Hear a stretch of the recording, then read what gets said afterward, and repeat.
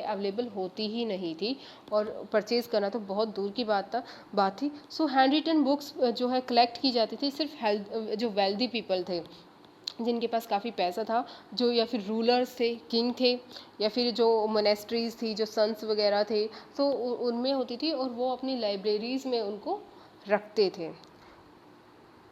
Manuscripts were written by scribes. जो manuscripts है, अब वो बात आती है कि उनको लिखता कौन था, वो स्क्राइब्स के थ्रू लिखी जाती थी, स्क्राइब्स लिखते थे उनको। स्क्राइब्स एक हुवर स्क्राइब्स वो होते थे excellent copy writers who copied manuscript by hand. Means किसी राइटर ने कोई बुक को राइट किया, a person has written his book, after that the book must be copied to have more that type of books. So उसका जितना भी content है दूसरी बुक्स में लिखने के लिए क्या होता था, उसके लिए उसको कॉपी करना होता था, और कॉपी कौन करता था, स्क्राइब्स करते थे। ठीक है।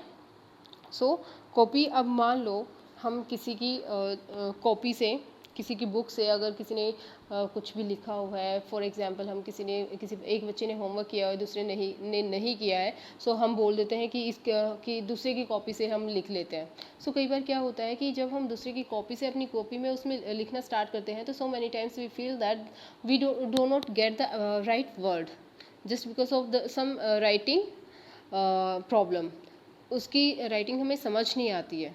सो हम जिस तरीके से उसने आइडिया से जो वर्ड लिखा हुआ है उसको हम उसी तरीके से लिख देते हैं, कैसे, जबकि हमें वो उस वर्ड का एग्जैक्ट मीनिंग वहाँ पे नहीं पता होता। सो यही प्रॉब्लम यहाँ पे आई थी। जैसे ही अब एक बुक के मैंने किसी की बुक से कॉपी किया, कुछ मेरी बुक से नोटबुक से किसी दूसरे ने कॉपी किया, उसकी बुक से किसी और ने कॉपी किया। सो इस तरीके से कॉपी करते करते ऐसा होता है कि जो एक्चुअल जो वर्ड था या फिर जो एक्चुअल जो मीनिंग या फिर सेंटेंसेस उसमें थे, वो हर टाइम पे चेंज होते गए, और इतने ज़्यादा चेंज हो गए कि मतलब लास्ट तक जाते जाते मान लो उसकी कॉपियाँ कोई 50 कॉपीज़ बन गई।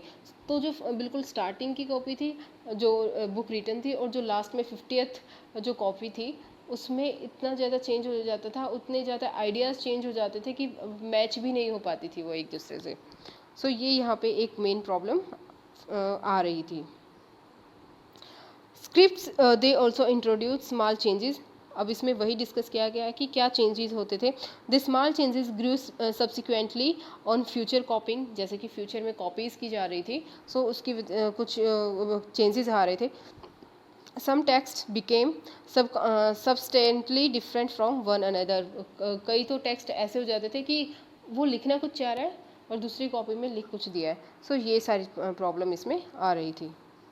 Next, these were handwritten often created confusion. और ये जितनी भी हैंड रिटन होती थी, इनकी वजह से काफ़ी कन्फ्यूज़न भी होता था। Now in 14th century chronicler Ziauddin Barani, एक जियाउद्दीन बर्नी था, उसने क्या किया था, wrote his first chronicle in 1356। उसने एक बुक लिखी थी जिसमें 1356 में लिखी थी। उसके बाद another version was written 2 years later. उसी का वर्जन उसने 2 साल बाद ही लिखा था, just after 2 years। Both were different from each other, but historians did not know about the existence of the first version until 1960। यानी कि लेकिन जैसे फर्स्ट बुक लिखी, उसी में से बहुत सारा कंटेंट लेके उसने दूसरी बुक भी लिखी, लेकिन वो दोनों जब इतनी ज़्यादा चेंज थी कि एक ही जगह पे होते हुए भी ये हम रिलेट नहीं कर पा रहे थे कि एक आदमी ने ये वो बुक लिखी है, क्योंकि उनमें इतना ज़्यादा वो मतलब खुद की ही जो है बुक पहचान नहीं पा रहा था। ठीक है। जैसे मैंने आज के टाइम पे अपनी कुछ एक बुक लिखी है, ठीक है, I wrote a book, done. After 2 years मैंने अपनी बुक उसी का एक न्यू एडिशन निकाल दिया, ठीक है। उसमें बहुत सारा जो चीज़ें हैं वो मैं पहले की ही लिखूँगी। तो उसमें जो लिख रही थी, तो मैंने जब अपनी बुक पहले वाली बुक में से देख के लिखना शुरू किया, कॉपी करना स्टार्ट किया, तो मुझे अपनी ही राइटिंग समझ में नहीं आ रही थी। और जो कंटेंट मैंने पहले लिखा था उसका जो मीनिंग था वो बाद में वही मीनिंग नहीं लिख पाई मैं। सो इतना ज़्यादा उसमें चेंज था जस्ट बिटवीन 2 years। सिर्फ 2 साल में इतना डिफरेंस था, वो भी एक ही राइटर ने लिखी थी, कि उनको मतलब रिलेट भी नहीं कर पा रहे थे हम दोनों बुक्स को कि एक ही बुक है ये, एक ही चीज़ से रिलेटेड है और एक ही राइटर ने लिखी है। और इसका बाद में हमें 1960 में पता लगा, जबकि वो बुक जो है एक 1356 में लिखी, एक 1358 में लिखी। सो इतने ज़्यादा चेंजेस आ जाते हैं। जियाउद्दीन बर्नी के द्वारा ये लिखी गई थी बुक। सो कॉपी करने में बहुत ज़्यादा प्रॉब्लम थी। सो एक हिस्टोरियन को ये सारी चीज़ें भी देखनी पड़ती है। Next, so class, this was all about the today's lecture. In next class we will discuss about the remaining part of the chapter. The chapter is very interesting, so don't be worry about the facts and given content. It is very interesting really. So thank you class.